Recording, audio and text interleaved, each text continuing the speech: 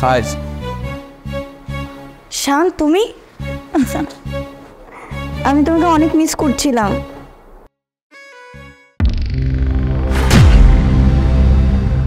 তুমি এসেছ? আমি তোমাকে অনেক মিস করেছি। আমিও তোমাকে অনেক মিস করেছি। আচ্ছা, আমার না অনেক ক্ষুধা পেয়েছে, কিছু রান্না করে দাও না। আচ্ছা ঠিক আছে, তুমি দাঁড়াও, আমি নিয়ে আসছি। ওকে। এসবের মানে কি? হ্যাঁ, এটা কি? সাহেব, ম্যাম সাহেব আপনাকে ধোকা দিচ্ছে? What is this? এইসব লিখার মানে কি বলো আমাকে। সাহেব, আমি এই কথাগুলো আপনার কখনো কইতে চাই নাই, কিন্তু ম্যাম আপনার সহায়তার সুযোগ লইয়া আপনার ঠকাইতেছে। আপনার যে কাছের বন্ধু পিয়াস আছে না, ওই ছেলের লগে তো ম্যাম সম্পর্ক করে। হোয়াট? পিয়াস? তোর মাথা ঠিক আছে? পিয়াস হচ্ছে আমার সবচেয়ে ভালো ফ্রেন্ড, আমার ফ্রেন্ড, আর আমার ওয়াইফের নামে এমন মিথ্যা অপবাদ দিচ্ছিস তুই? তোর সাহস কত বড়? দেখুন সাহেব, আপনি যখন কাজে বাইরে চলে যান না, তার একটু পরেই তো পিয়াস আপনাকে বাসায় আসে। আপনার বউ ওই পোলার লগে কি না কি করে। তোর কাছে কোনো প্রমাণ আছে?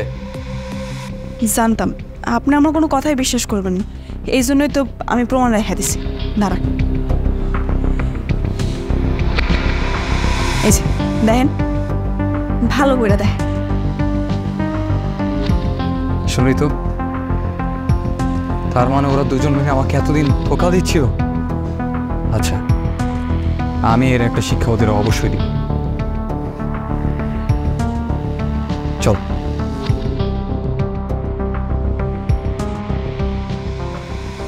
পিয়াস, শান হুট করে বাসায় চলে এসেছে, ও কিছু বুঝতে পারেনি, আর আশা করি কিছু বুঝতেও পারবে না। ঠিক আছে, আমি এখন রাখি। হ্যাঁ,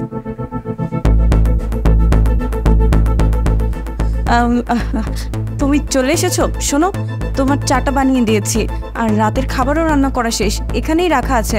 তুমি একটু কষ্ট করে খেয়ে নিও, আমার না ইমার্জেন্সি শপিং করতে যেতে হবে। আমি যাচ্ছি। হ্যাঁ, ঠিক আছে।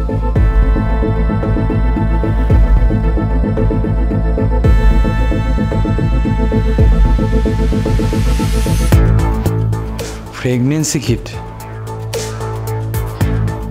সাহেব, আপনি ঠিক আছেন তো? না, আমি ঠিক নেই।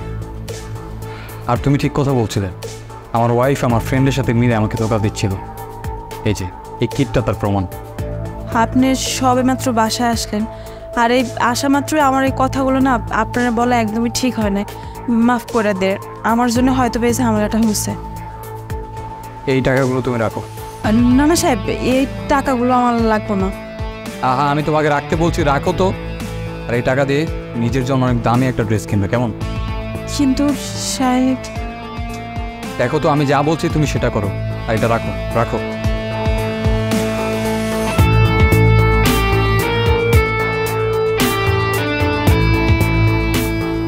সাহেব, এই ড্রেসটা আপনার পছন্দ হয়েছে? হ্যাঁ, তোমাকে বেশ সুন্দর লাগছে সব ড্রেসে। থ্যাংক ইউ সো মাচ আমাকে এমন সুন্দর একটা মুহূর্ত উপহার দেওয়ার জন্য। কিন্তু সাহেব, ম্যাম যদি সব কিছু জানতে পারে তাহলে তো অনেক বেশি ঝামেলা হয়ে যাবে, তাই না? জানতে পারলে কি হবে? যে আমাদের বিবাহিত জীবনটাকে ভ্যালু দেয়নি, যে আমার ইমোশনকে ভ্যালু দেয়নি, সে আমাকে এরকম অবস্থা দেখবে, তার কেমন লাগবে মান তাতে কিচ্ছু যায় আসেন। ও জানো, আমার তাতে কিছু যায় আসেন।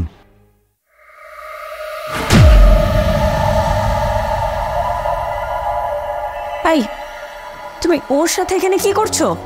তোমরা দুজন একসাথে কেন? আর ও এসব কি ড্রেস পরেছে? হো, ওর সঙ্গে আমি কি করছি সেটা আমাকে জিজ্ঞেস করছো? আর তুমি তুমি নিজে কি করেছো এতদিন? হ্যাঁ, কোন মুখে তুমি আমাকে সে প্রশ্নটা করো যে নিজে আমার ক্লোজ ফ্রেন্ডের সাথে নষ্টামি করে বেড়ায়? তুমি এই মুখ দিয়ে আমাকে এত বড় প্রশ্ন করো কীভাবে? হ্যাঁ, তুমি তো আগে নিজেকে কোশ্চেন করা উচিত তোমার নিজের, যে তুমি কেমন ক্যারেক্টারের মেয়ে। আরে ভাই, তুই কি বলছিস? একদম চুপ। তুই এই মুখ দিয়ে আমাকে ভাই বলবি না। তুই ভাই নামে কলঙ্ক। তোকে আমি বিশ্বাস করে আমার ওয়াইফের দায়িত্ব দিয়েছিলাম যে তুই আমার অনুপস্থিতিতে ওর টেক কেয়ার করবি, আর তুই আমার অনুপস্থিতিতে ওর সাথে অ্যাফেয়ার করছিলি। তোরা দুইজনই ক্যারেক্টারলেস মানুষ। তোদের ব্যাপারে, তোদের কার্যকলাপ ব্যাপারে সব কিছু বউ আমাকে সব কিছু জানিয়ে দিয়েছে। তোদের ব্যাপারে আমি সব কিছু জেনে গিয়েছি। দেখ ভাই, আমি তো শুধু ওকে কংগ্রাচুলেশন জানাচ্ছিলাম ফর দ্য প্রেগনেন্সি। হ্যাঁ, ও ঠিকই বলেছে। হ্যাঁ, আমি জানি যে তুমি প্রেগনেন্ট, কিন্তু এই বাচ্চাটা আমি না, আমার ফ্রেন্ড পিয়াস। আসার পর থেকে আজে বাজে কথা বলেই যাচ্ছ। এসব কেন বলছো বলো তো? এই বাচ্চাটা পিয়াসের না, এই বাচ্চাটা তো তোমার। আর এই বাচ্চাটা তোমার ফ্রেন্ডের হতে যাবে কেন? এই বাচ্চাটা তো আমাদের। আমাদের সন্তান মানে ডক্টর বাবা আমি? হ্যাঁ, এই বাচ্চাটা আমাদের দুজনের। ও তো আমাদের জন্য সারপ্রাইজ প্ল্যান করছিল, আর এই মেয়েটাও সব কিছু জানতো। এই, তুই আমার হাজবেন্ডকে মিথ্যা কথা বলেছিস কেন?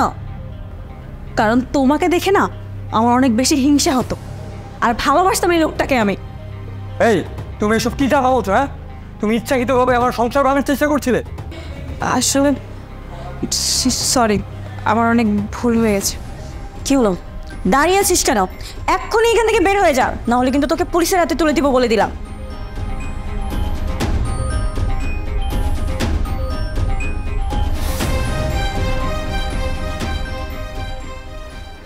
তুমি আমাকে মাফ করে দাও, আসলে আমার অনেক বড় ভুল হয়ে গেছে। আমি এই বুয়ার কথা শুনে তোমাদের উপর সন্দেহ করেছি।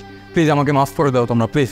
আচ্ছা, যেটা হচ্ছে সেটা বাদ দে, এখন তুই বাবা হতে চলেছিস, চল আমরা এখন এনজয় করি। এই লো তোর গিফট।